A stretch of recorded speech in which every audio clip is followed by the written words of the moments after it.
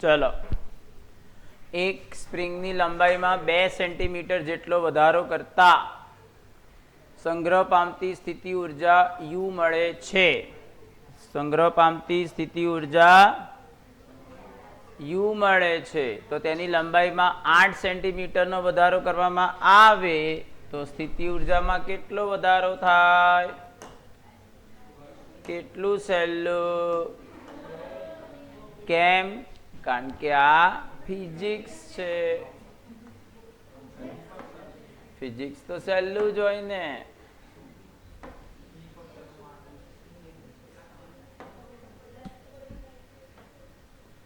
જો સ્થિતિ ઉર્જાનું સૂત્ર શું છે? U બરાબર હાફ kx². હવે આ સૂત્ર ના આવડતું હોય તો આ ક્વેશ્ચન કેવી રીતે સોલ્વ થાય? બરાબર. તો સ્થિતિ ઉર્જા U ચલે છે x². તો U2 by U1 x2 by x1 no square. હવે પહેલા 2 સેન્ટીમીટર પછી 8 એટલે x2 8 છે, x1 2 છે, તો કેટલા થયા? 16 થયા. તો U2 બરાબર 16 ટાઈમ્સ U1. U1 U છે, 16U. 16U. I am not. I am 45.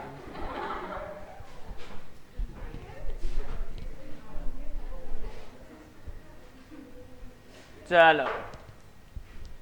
So let's move ahead. શું કે છે બીજો question? 200 kg 2000 okay 2000 kg lift અને વ્યક્તિઓનું કુલ દળ છે જેનો મહત્તમ ભાર ધરાવતી એક electric lift 1.5 metre per second જેટલી અચળ ઝડપ સાથે ઉપર તરફ ગતિ કરે છે. ગતિની વિરુદ્ધ દિશામાં 3000 ન્યૂટનનું ઘર્ષણ બળ લાગે છે. તો લિફ્ટને વોટમાં અપાતો લઘુત્તમ પાવર. બરાબર. તો પહેલાં પહેલું તમારે લિફ્ટને પડવા દેવી ના હોય તો ઉપર તરફ કેટલું બળ લગાવવું પડશે? એક તો જે ટોટલ વજન બળ છે એ, બીજું બળ નીચે તરફ કયું હશે? ઘર્ષણ બળ.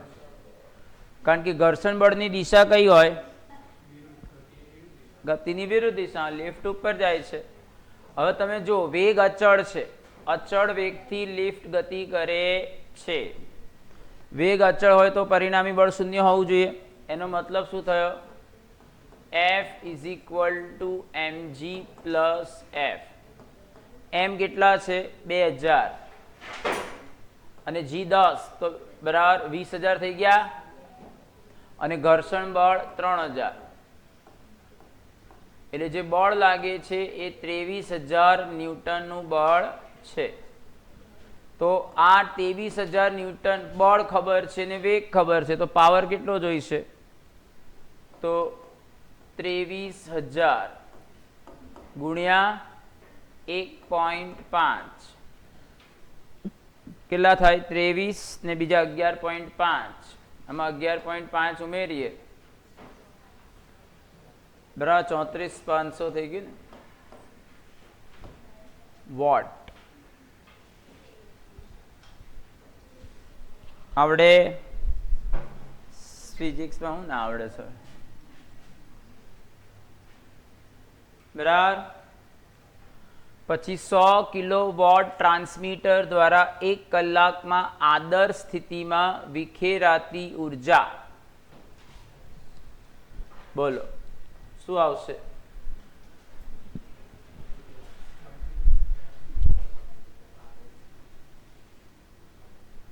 આ યાદ કરાવજો, ઘરે ના જતો રહો.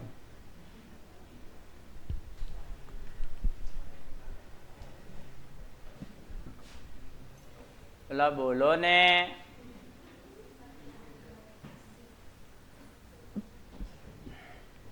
તમને આપ્યું છે શું? પાવર. એટલે આપ્યું છે શું? પાવર. અને સમય પણ આપ્યો છે અને ઉર્જા શોધવાની છે.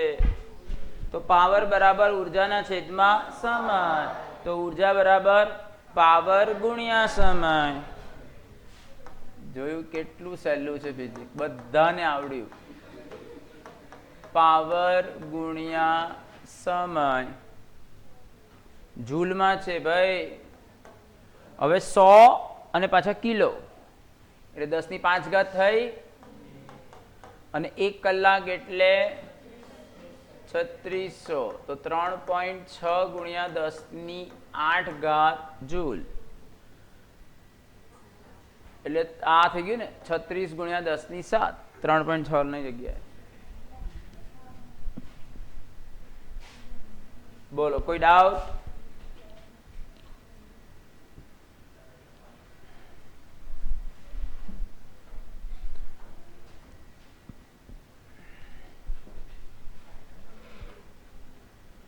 ટર્બાઇનનું સંચાલન કરવા 60 મીટર ઊંચાઈએથી, ઊંચાઈ કેટલી આપી છે? 60 મીટર ઊંચાઈએથી 15 kg પર સેકન્ડના દળે, એટલે આ કહેવાય dm/dt. 15 kg પર સેકન્ડના દરે પાણી પડે છે. ઘર્ષણ બળને કારણે થતો વ્યય આપાત ઉર્જાના 10% જેટલો છે. તો વ્યય 10% છે. તો ટર્બાઇન કેટલો પાવર ઉત્પન્ન થશે? એટલે પહેલા તમારે શું કરવાનું? જ્યારે 60 મીટર ઊંચાઈએથી કોઈ વસ્તુ પડે તો શું થાય? એટલે હું ફિઝિક્સ પોઈન્ટ ઓફ વ્યૂથી પૂછું છું, તમે કહો કે એને ભૂકા થઈ જાય એવું બધું નહીં. 60 એટલે ટૂંકમાં ઊંચાઈએથી કોઈ વસ્તુ પડે તો ફિઝિક્સના પોઈન્ટ ઓફ વ્યૂથી શું થાય? એની સ્થિતિ ઉર્જાનું રૂપાંતર ગતિ ઉર્જામાં થાય. સમજ પડી? બરાબર. હવે હું આ જે છે દળ 15 kg લઈ લઉં તો 15 kg દર સેકન્ડે પડે છે તો સમયગાળો 1 સેકન્ડ કહેવાય. એટલે તમને દળ મળી ગયું 15 kg, સમયગાળો લેવાનો 1 સેકન્ડ. તો આના પરથી તમને શું મળશે? જ્યારે પાણી પડે છે તો એ જે યાંત્રિક પાવર ઉત્પન્ન થયો, બરાબર ને, ઉર્જા mgh ઉર્જા છે અને સમય વડે ભાગો તો પાવર મળે ને, યાંત્રિક પાવર છે. એટલે આટલો યાંત્રિક પાવર બરાબર કોને મળ્યો? આ કોણ છે? ટર્બાઇનને. બરાબર, ટર્બાઇનને આટલો પાવર મળ્યો, પણ મિકેનિકલ પાવર મળ્યો. તમને પ્રશ્ન પૂછવામાં આવે છે ટર્બાઇન કેટલો પાવર ઉત્પન્ન કરશે, ટર્બાઇન કેટલો ઇલેક્ટ્રિક પાવર ઉત્પન્ન કરશે એવું પૂછ્યું છે. તો તમને કહી દીધું છે કે બરાબર જે પણ પાવર કે ઉર્જા છે, બરાબર યાંત્રિક પાવર કે યાંત્રિક ઉર્જા, એના 10%નો વ્યય થાય છે અને બાકીના 90% જે છે એ વિદ્યુતમાં રૂપાંતરણ થાય. એટલે તમને જે યાંત્રિક પાવર મળે એના 90% કાઢવાના, એ તમારો યાંત્રિક એ ઇલેક્ટ્રિક પાવર થયો, વિદ્યુત પાવર થયો જે ટર્બાઇને ઉત્પન્ન કર્યો. સમજ્યા? તો મિકેનિકલ પાવર mgh/t, બરાબર. તો આ m/t ની કિંમત આપણે લેવાની છે 15, g 10 અને h કેટલા છે? 60 છે. 60 એટલે 15 × 90 9000 વોટ. બરાબર. હવે આમાંથી 10%નો વ્યય થાય છે. બરાબર. તો ઇલેક્ટ્રિક પાવર શું આવશે? ઇલેક્ટ્રિક પાવર શું આવે? 10% વ્યય પામ્યો તો 90% થયો ને, એટલે 90/100 ગુણ્યા મિકેનિકલ પાવર. તો 90/100 ગુણ્યા 9000, બરાબર. એટલે આ શું થશે? 8100 વોટ, એટલે 81 કિલોવોટ.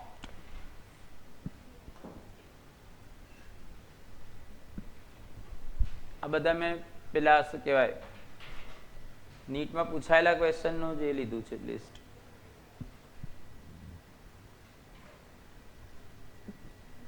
બરાબર.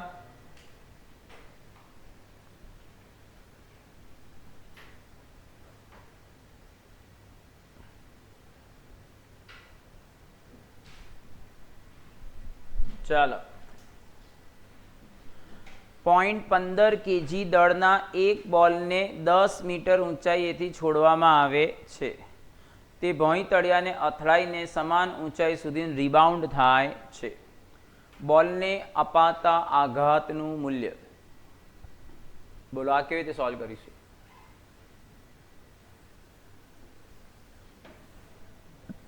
સર અમને આવડતું હોત તો અમે ઊભા ઊભા ભણાવતા હોત ને તમે બેઠા હોત.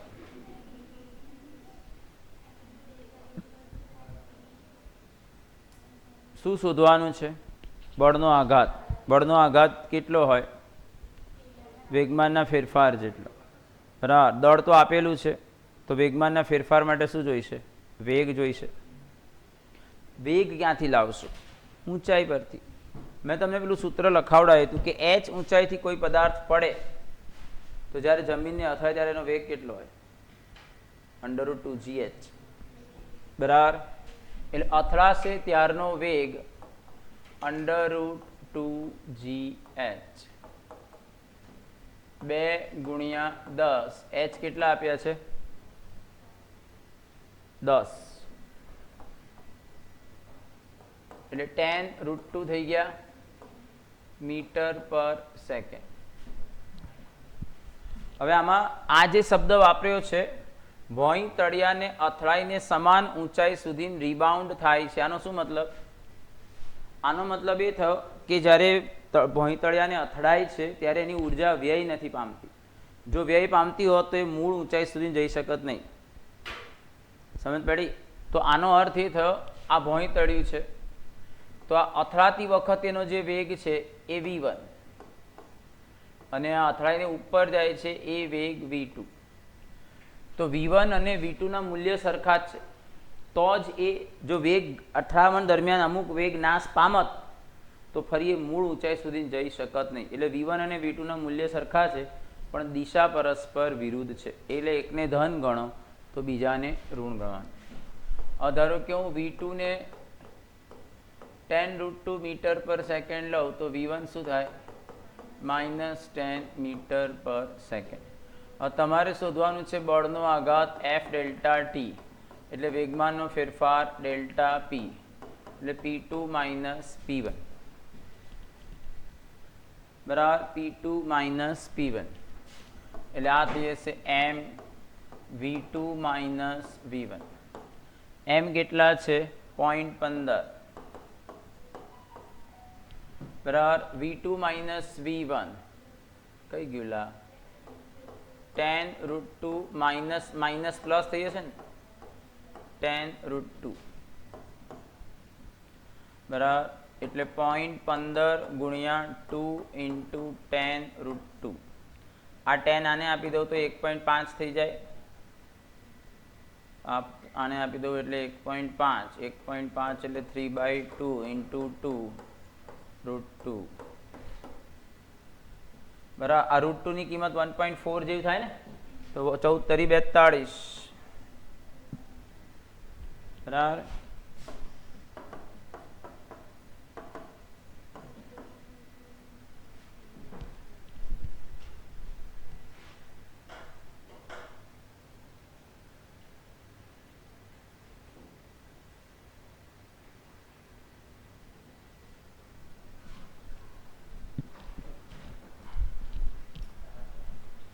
બોલો આવડે?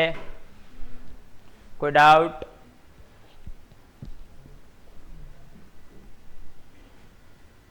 બરાબર છે.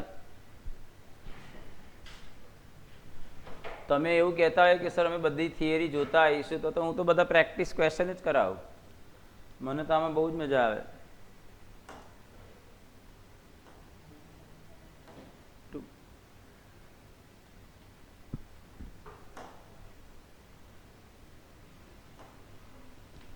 ચાલો. એક કણ પર y દિશામાં 20 + 10y નું બળ લાગે છે. F એ ન્યૂટનમાં અને y એ મીટરમાં છે. આ કણને y બરાબર 0 થી y બરાબર 1 મીટરમાં ખસેડવા માટે કરવું પડતું કાર્ય. સિમ્પલ. બરાબર. એક પરિમાણમાં ચલ બળ વડે થતું કાર્ય w બરાબર integration f F D Y 0 થી 1 ઇન્ટિગ્રેશન એફ કેટલા છે 20 પ્લસ 10y dy 0 થી 1 તો 20y plus 10y square by 2 0 થી 1 બરાબર. તો આ 20 આ 5 થઈ જશે વાયની કિંમત 1 ને 0 મૂકશો તો 0 જ આવશે 25 જૂલ. કેટલું સહેલું.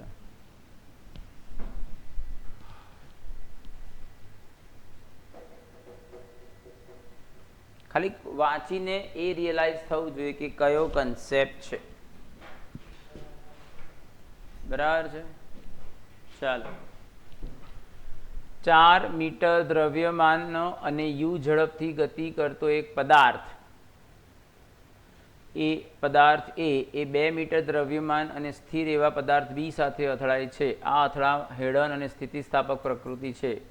તો અથડામણ પછી પદાર્થ એ વડે ગુમાવાતી ઉર્જાનો જથ્થો.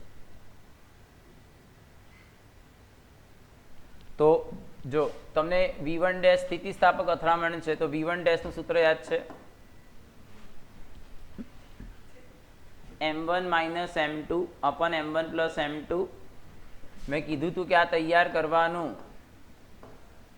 ફરવા જાઓ છો V1 પ્લસ 2m2 V2 પણ બીજો પદાર્થ તો સ્થિર છે એટલે V2 0 આવવાનું એટલે આ પદ 0 થઈ જવાનું. તો V1 ડેશ શું થશે m1 કેટલા છે 4m,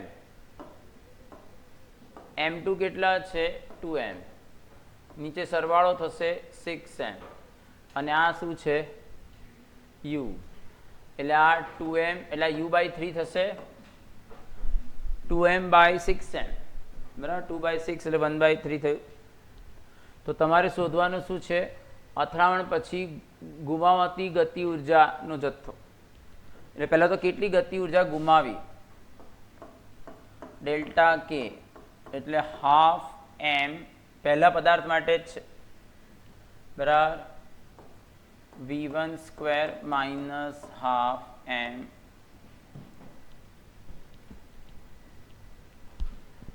એટલે એક વસ્તુ સમજો કે એની પ્રારંભની ગતિ ઉર્જા કે લઉં તો પછીની ગતિ ઉર્જા ઝડપ u બાય 3 થાય. તો ગતિ ઉર્જાના સૂત્રમાં ઝડપનો વર્ગ હોય બરાબર. તો ઝડપ u બાય 3 થાય તો ગતિ ઉર્જા 9મા ભાગની થઈ જાય ને, વર્ગ કરશો u સ્ક્વેર બાય 9 આવશે એટલે અંતિમ ગતિ ઉર્જા હશે k બાય 9. એટલે આ કેટલા આવ્યા 8 k બાય 9. આ ગુમાવતી ગતિ ઉર્જા. ગુમાવતી ગતિ ઉર્જા કેટલામાં ભાગની છે એટલે આ મૂળ ગતિ ઉર્જા કે છે એને આમ લઈ લો તો delta k by k 8 by 9.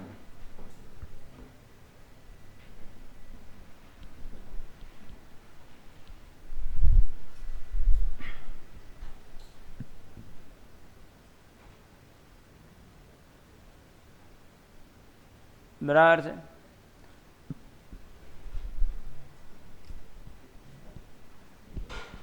ચાલો ઘર્ષણ રહિત પાટા પર h ઊંચાઈએથી પ્રારંભમાં સ્થિર રહેલ એક પદાર્થને નીચે તરફ સરકે છે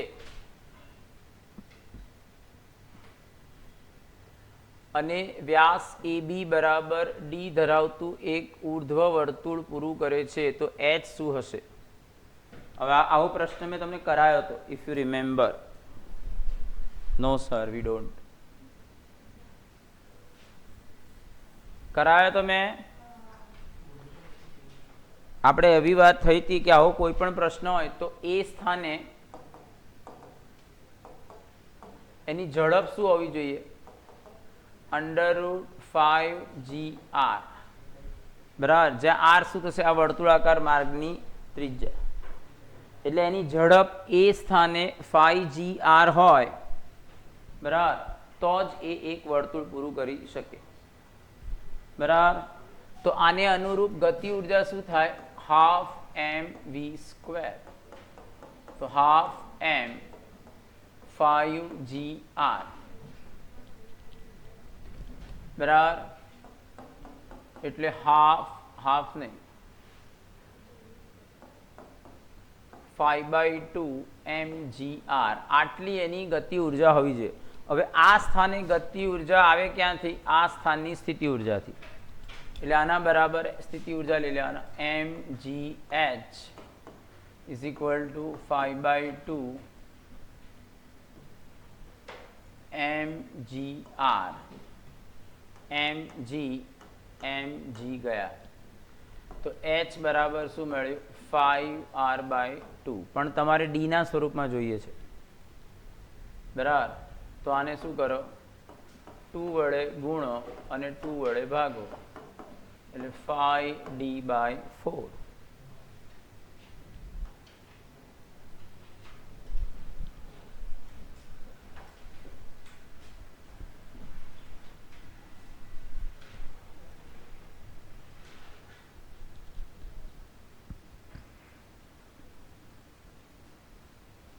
બરાબર. આ એવું ફીલ થાય છે કે તમે બધા ભેગા થઈને મને નીટની પ્રેક્ટિસ કરાવવા આવ્યા છે કે સરની એક્ઝામ છે.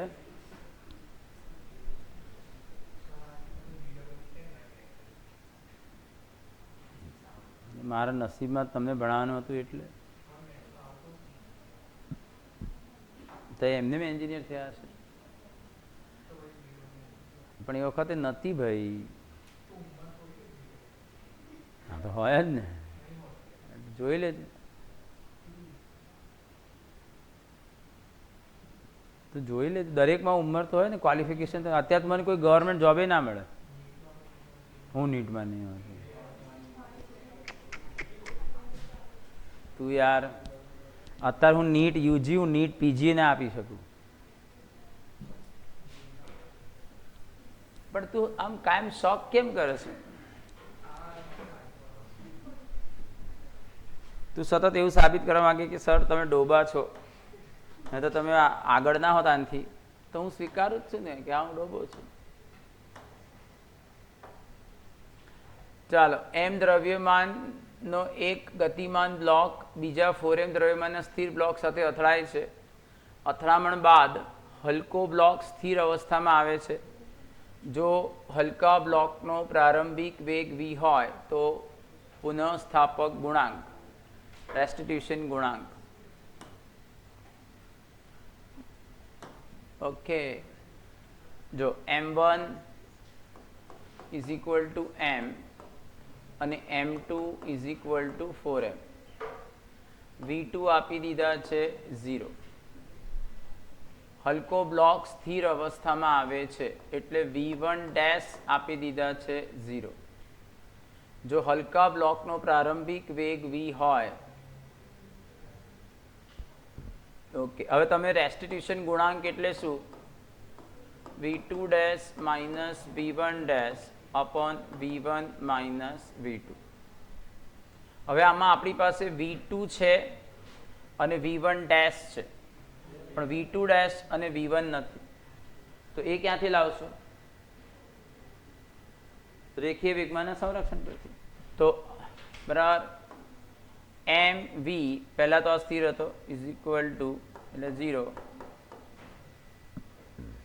એમ આ એમ અને વી 0 થાય છે અને આ m2 4m છે. v2 ડેશ શોધવાના છે. તો v2 ડેશ શું થયા? v/4 થયા. બસ, તો હવે કિંમત મૂકી દો. રેસ્ટિટ્યુશન ગુણાંક E v2 dash v/4 minus v1 dash 0 બરાબર v1 v અને v2 0 એટલે 1/4.25.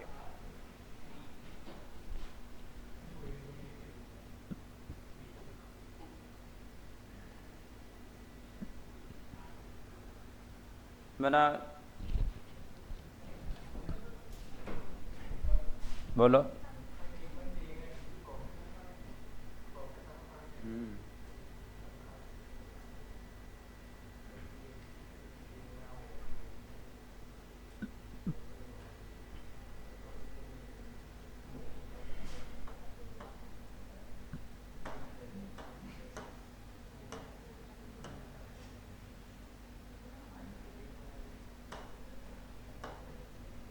ચાલો, અચળ પાવરના ઉદ્ગમ સાથે એક પદાર્થ એક દિશામાં ગતિ શરૂ કરે છે. આપેલ આલેખમાં સ્થાનાંતર s સમય સાથે બદલાવાની સાચી રીત રજૂ કરે છે. તો તમને યાદ હતા, કાલે મેં તમને કરાયા હતો ક્વેશ્ચન, 2 ક્વેશ્ચન કરાયા હતા કે પ્રવેગ અચળ હોય બરાબર, તો પાવર અને સમય વચ્ચેનો સંબંધ હતો p ચલે છે t, અને પાવર અચળ હોય તો સ્થાનાંતર અને સમય વચ્ચેનો સંબંધ હતો સ્થાનાંતર ચલે છે t^3/2. તો અહીંયા એ જ છે બરાબર, એટલે આપણને આમાં સંબંધ ખબર છે, s ચલે છે t^3/2 બરાબર. હવે સમપ્રમાણનો સંબંધ નથી એટલે આ શક્ય નથી, આ શક્ય નથી, કારણ કે આમાં અચળ કે છે, અચળ નથી, પાવર સમય સ્થાનાંતર સમય સાથે બદલાય છે. સુરેખ સમીકરણ નથી, સુરેખ સમીકરણ ક્યારે હોય, t⁻1 હોય તો. આ 2 જ રહ્યા બરાબર. આમાં ઇઝ ક્લિયર છે કે આમાં સમય સાથે s ઘટે છે, પણ આમાં તો જેમ સમય વધશે એમ s વધશે, એટલે આ સંબંધ નથી. તો આ જ થયો ને, જેમ સમય વધશે એમ s વધશે બરાબર. થોડુંક વિચારતા આવડે તો આવા ક્વેશ્ચન્સ તો આમ એટેન્ડ કરવા જ જોઈએ. ચાલો, બરફનો એક ટુકડો h ઊંચાઈ પરથી પડે છે ત્યારે તે સંપૂર્ણ પીગળી જાય છે. ઉત્પન્ન થતી ઉષ્માનો 1/4 ભાગ જ બરફ દ્વારા શોષાય છે. તો બરફની બધી ઉર્જા તેના પડવા સાથે ઉષ્મામાં રૂપાંતરિત થાય છે. જો બરફની ગલનગુપ્ત ઉષ્મા 3.4 × 10⁵ જૂલ/kg, તો h નું મૂલ્ય શોધો. હવે સમજો, એક બરફનો ટુકડો h ઊંચાઈએથી પડે છે. હવે બરફના ટુકડાને બરફનો જે ટુકડો છે એને સંપૂર્ણપણે પીગળી જવું હોય તો કેટલી ઉર્જાની જરૂર છે? તો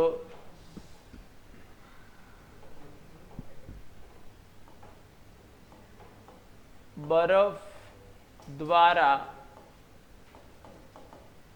શોષાતી ઉષ્મા ઉર્જા બરાબર, આટલી આ ઉષ્મા ઉર્જા શોષીને પીગળી જાય છે. બરફનું દળ આપણે m kg ધારી લઈએ બરાબર, તો 1 kg માટે 3.4 × 10⁵ m આટલી ઉર્જા બરફને મળે તો બરફ પીગળી જાય બરાબર. હવે બરફ h ઊંચાઈએથી પડે તો એની જે પણ ઉર્જા છે ઉષ્મામાં રૂપાંતરણ થઈ જાય છે, એવું ક્લિયર છે. તો ઉદ્ભવતી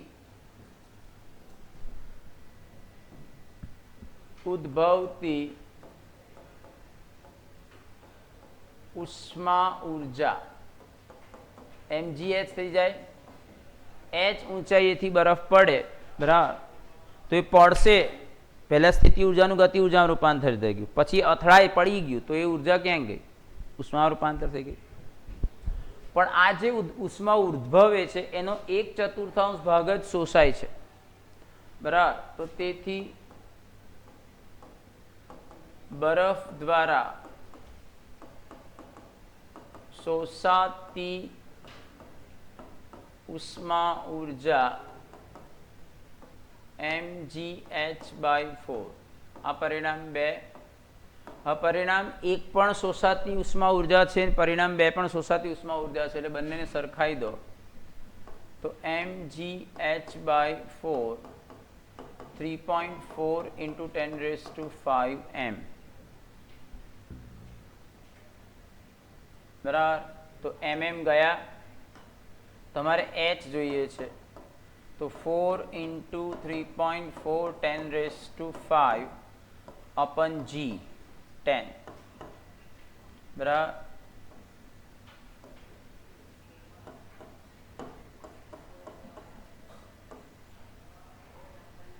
બરાબર, તો 136 કરું તો આ મીટર છે તો 10⁻³ થઈ જશે ને, કિલોમીટર.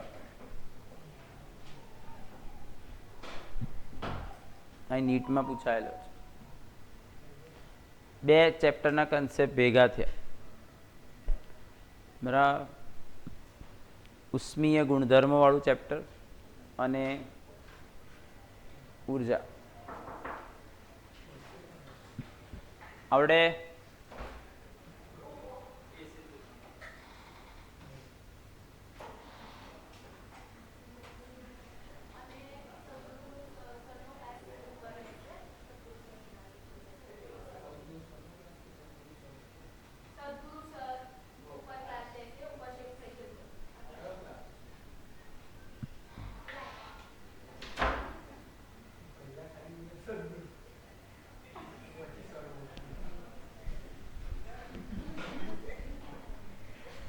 ચાલો ક્લિયર.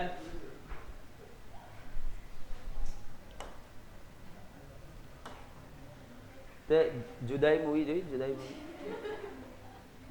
અનિલ કપૂર શ્રીદેવી, એમાં પરેશ રાવલનો રોલ તે જ કર્યો.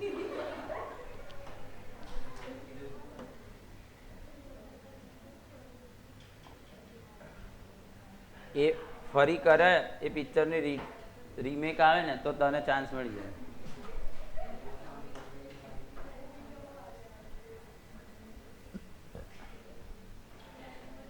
1 kg અહીં ધ્યાન, દળ આપ્યું છે m બરાબર 1 kg. દ્રવ્યમાનના કોઈ પદાર્થ પર સમય આધારિત બળ આપ્યું છે ભાઈ, સમયના વિધેય તરીકે બળ છે 2t I cap plus 3t square j cap newton ની અસર હેઠળ ગતિ કરે છે. તો t સમયે આ બળ વડે મળતો પાવર બોલો કઈ રીતે ગણશો? કોઈને કોઈ આઈડિયા? ના સર, અમે તો જીઓ વાપરીએ. તો જો હું તમને આની આઈડિયા આપું. પહેલા જે બળ છે ને એને દળ વડે ભાગો એટલે પ્રવેગ મળે. શોધવાનું શું છે? ટી સમય. અચ્છા, પ્રવેગ મળી ગયો. પછી પ્રવેગનો સમયની સાપેક્ષે સંકલન કરીએ તો વેગ મળે. પછી બળ અને વેગનો ગુણાકાર કરો એટલે પાવર. બરાબર. તો જ્યારે દળ યુવાનો જ્યારે દળ 1 હોય ને ત્યારે જે બળ હોય એ જ પ્રવેગ હોય, કારણ કે એને દળ 1 વડે ભાગશો તે જ આવે ને. એટલે પ્રવેગ શું આવ્યો?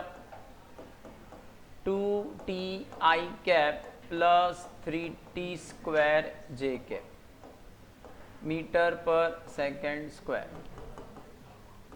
તો dv by dt 2t I cap plus 3t square j cap. તો dv plus 2t I cap plus 3t square j cap dt. બંને બાજુ સંકલન કરો એટલે આ v થઈ જશે. આ થશે 2t square by 2 I cap 3t cube by 3 j cap. તો વેગ શું આવ્યો? t square I cap plus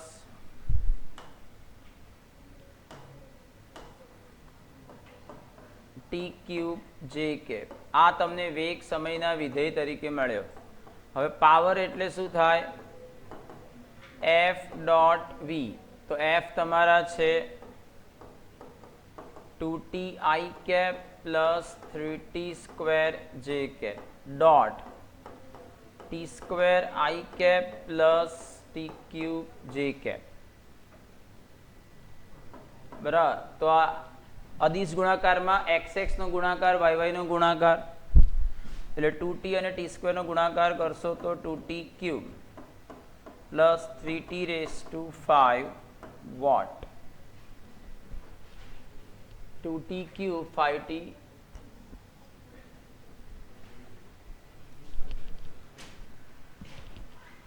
બોલો ક્લિયર?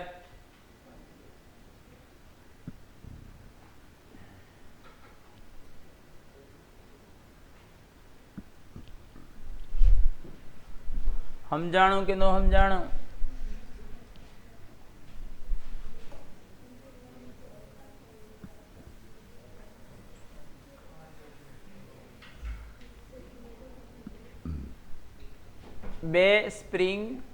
બે સમાન સ્પ્રિંગ પી અને ક્યુના સ્પ્રિંગ અચળાંકો કેપી અને કેક્યુ એવા છે કે કેપી ગ્રેટર દેન કેક્યુ. પ્રત્યેઓ પ્રથમ કિસ્સામાં એ સમાન લંબાઈમાં વધારો થાય અને બીજા કિસ્સામાં બી સમાન બળ લાગે તો બંને કિસ્સામાં સ્પ્રિંગ વડે થતા કાર્ય ડબલ્યુપી અને ડબલ્યુ હોય તો તેમની વચ્ચેનો સંબંધ. હવે પહેલો કિસ્સો લઈએ. બરાબર, લંબાઈનો વધારો સમાન. હવે લંબાઈનો વધારો સમાન હોય તો સ્થિતિ ઉર્જાનું સૂત્ર આપણે એ વખત આ લઈએ, હાફ કે એક્સ સ્ક્વેર. એક્સ લંબાઈનો વધારો છે એ તો સરખો જ છે, તો કાર્ય અથવા સ્થિતિ ઉર્જા એ કેસમાં બળ અચળાંકના સમપ્રમાણમાં થાય. હવે તમને કહી દીધું છે કે કેપી ગ્રેટર દેન કેક્યુ હોય તો કાર્ય ડબલ્યુપી ગ્રેટર દેન ડબલ્યુ ક્યુ.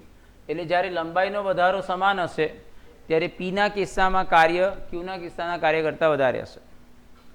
પછી બીજો જે છે એમાં બળ સમાન છે. બરાબર, બળ સમાન લાગે છે તો બળવાળું સૂત્ર મેં તમને લખાયું હતું, તમને યાદ હોય તો f²/2k યાદ હતું. કે વડે ઉપર અને નીચે ગુણ્યા હતો. હવે બળ સરખા છે એટલે યુ ચલે છે 1/k. યુ એટલે કાર્ય છે. બરાબર, તો હવે વ્યસ્ત પ્રમાણનો સંબંધ છે એટલે કેપી ગ્રેટર દેન કેક્યુ છે તો આમાં ડબલ્યુપી લેસ દેન ડબલ્યુક્યુ આવશે. એટલે પહેલામાં ગ્રેટર ને બીજામાં લેસ. એટલે આ જ થયું ને.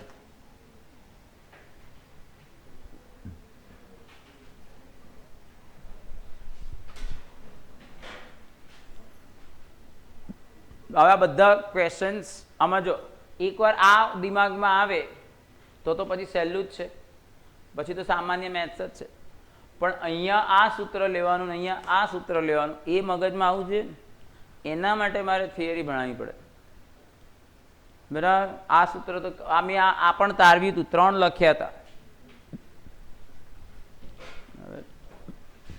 એટલે થિયરીનું નોલેજ ના હોય તો એમસીક્યુ થઈ શકે નહીં. ભલે એમસીક્યુ છે, કશું લખવાનું નથી. 2400 kgની બસ છે, ઝડપ આપી છે તો કાર્ય W બરાબર ડેલ્ટા કે એટલે અંતિમ ગતિ ઉર્જા માઇનસ પ્રારંભિક સ્થિર લઈ લેવાનું. તો હાફ mv². હાફ બસનું દળ છે 2400 kg, 2.4 ગુણ્યા 10⁻³ અને 36 કિલોમીટર પર કલાક એટલે 10 મીટર પર સેકન્ડ થાય. તેનો વર્ગ શું થશે? એટલે 1.2 ગુણ્યા 10⁵ જૂલ.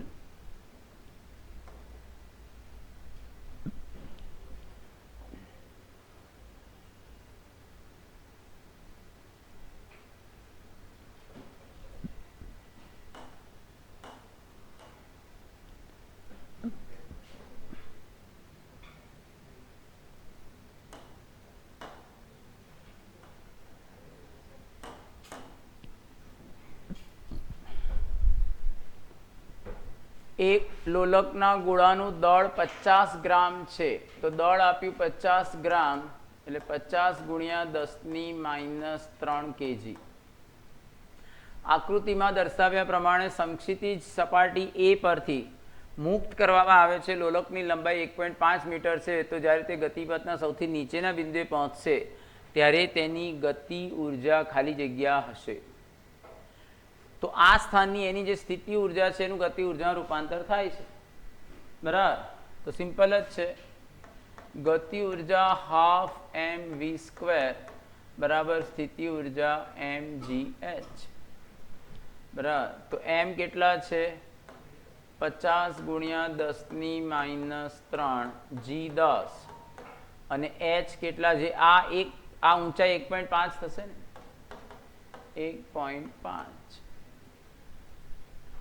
બરાબર, એટલે 50 ગુણ્યા 1.5 75 ગુણ્યા 10⁻² એટલે 7.5 ગુણ્યા 10⁻1.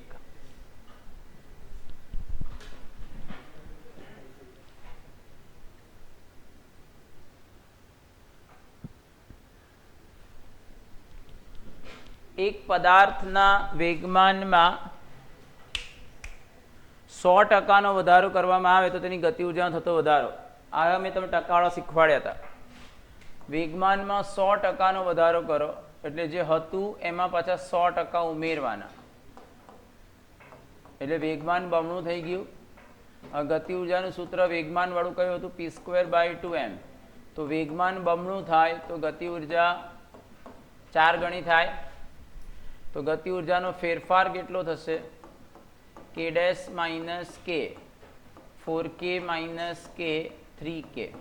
એને ટકામાં ફેરવવા માટે 100 વડે ગુણવાનું, મૂળ વડે ભાગવાનું. એટલે જો વેગમાનમાં 100%નો વધારો કરો તો ગતિ ઉર્જામાં 300%નો વધારો થાય.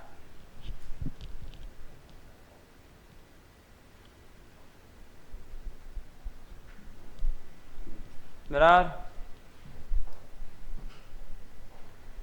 100 મીટર ઊંચાઈવાળી ટેકરી પર 20 કિલોગ્રામ દળનો દડો સ્થિર છે. ત્યાંથી ગબડાવવાની શરૂઆત કરી જમીન પર આવે તે બીજી 30 મીટર ઊંચાઈની ટેકરી પર ચડે છે અને ફરીથી ગબડીને 20 મીટર ઊંચાઈ આવેલ સંક્ષિતિજ આધાર પર આવે તો આ સમયે તેનો વેગ કેટલો?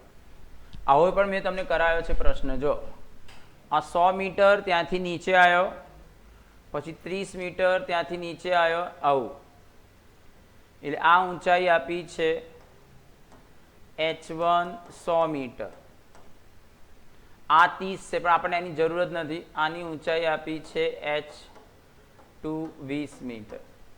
અહીંયા તમારે એની ઝડપ શોધવાની છે. બરાબર. તો જે સ્થિતિ ઉર્જામાં ફેરફાર થયો એ ગતિ ઉર્જાનો ફેરફાર. પ્રારંભમાં ગતિ ઉર્જા 0 હતી એટલે ડેલ્ટા કે બરાબર ડેલ્ટા યુ.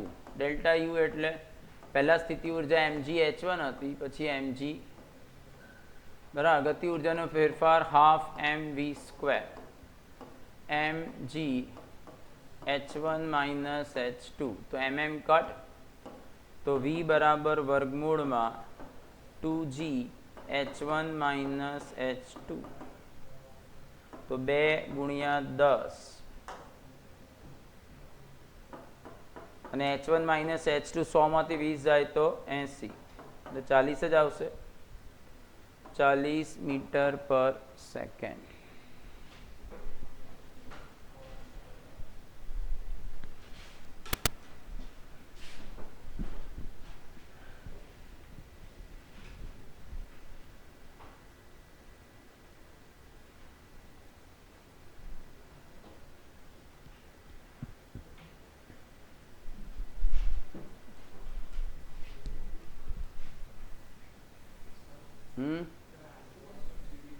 હાલ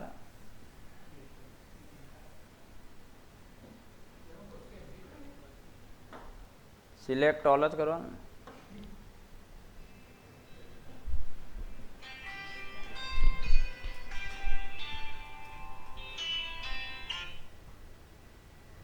બોલ.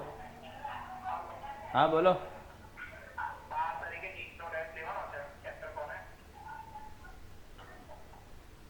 તો પછી આગળ જે લીધા પાર્ટ 2 જ લઈ લો ને આખું.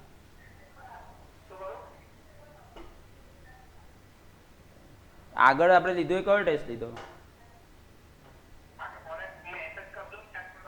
હા ચાલો. હા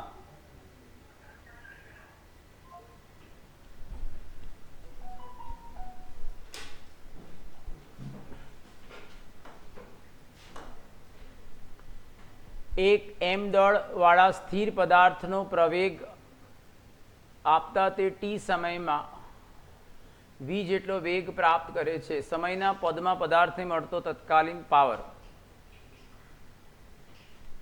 જો પ્રવેગ બરાબર શું થશે? v/t થશે. બરાબર.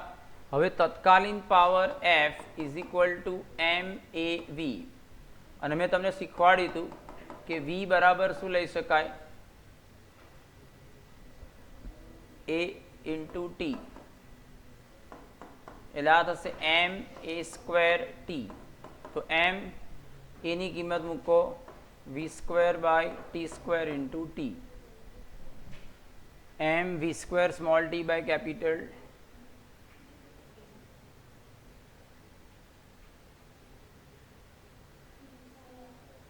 આ પાવર છે. તો કયો આવ્યો? બરાબર.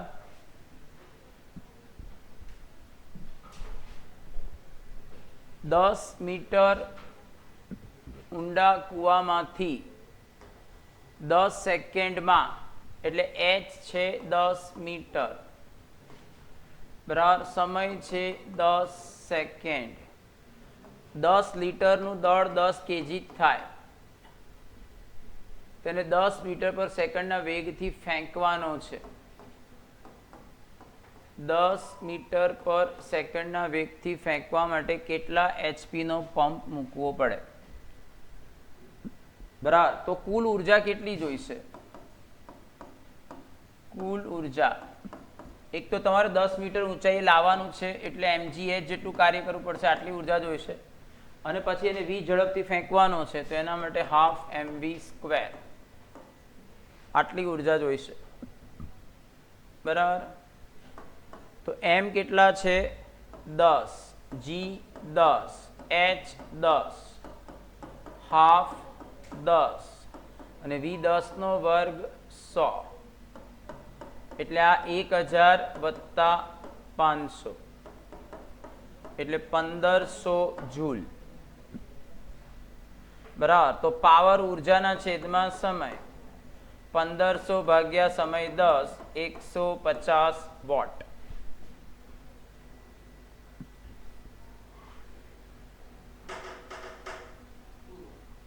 સમજ પડી?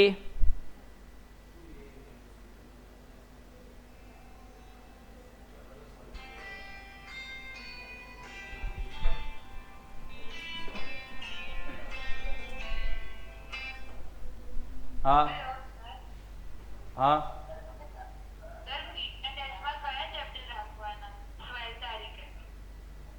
એટલે 12th આખું લઈ લઈશું અને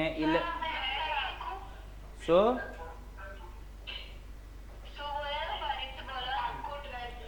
આખું 12th ને 11th ના જેટલા કર્યા એટલા.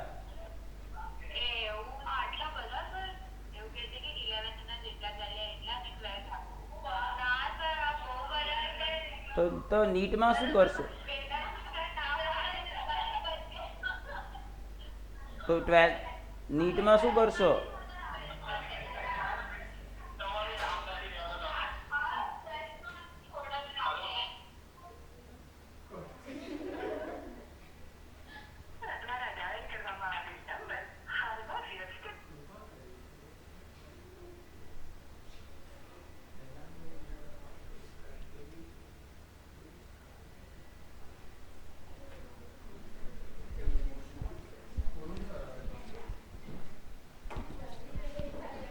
સાહીઠ એચપીની મોટર કુલ લોડ ક્ષમતા 2000 કેજી સાથે એલિવેટરને ઊંચકી શકે છે. એલિવેટર 4000 ન્યૂટનનું ઘર્ષણ બળ લાગતું હોય તો ઝડપ કેટલી? બરાબર. એક 60 એચપીની મોટર છે. બરાબર. હવે સમજો પાવર આપેલું છે 60 ગુણ્યા આટલા વોટ. બરાબર.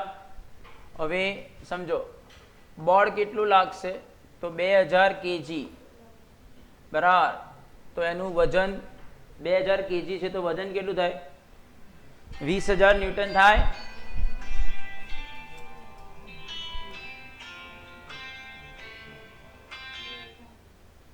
હા હા સર.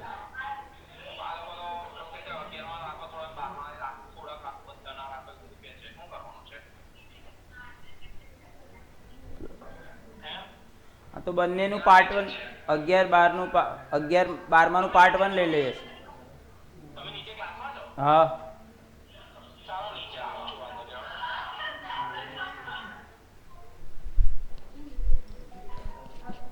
ચાલો તો વી જો કુલ બળ કેટલું લાગશે એફ mg પ્લસ ઘર્ષણ બળ તો આ 2000 એટલે આ 2000 ને પેલા 10 20000 અને આ 4000 એટલે આ 24000 થયા ન્યૂટન હવે તમને ખબર છે પાવર બરાબર શું થાય fv તો v બરાબર p બાય f તો 60 into 746 upon ચાલો આ એક આની સાથે ઉડાડી દઈએ 4 ને 4 એકા 4 કેટલા વધ્યા 3 34 8 ચોક 32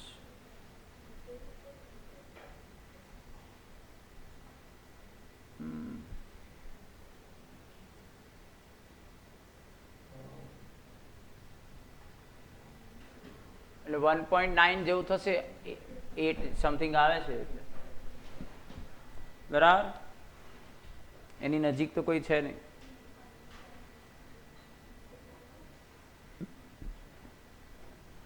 બરાબર છે ને 60 HP એટલે 60 ગુણ્યા 20000 ને પેલું ઘર્ષણ બળ 4 એટલે 24000 થયા પાવર બરાબર FV તો V બરાબર P બાય F તો પાવર 760 into 740 આનું સાદુરૂપ આપી દેજો બરાબર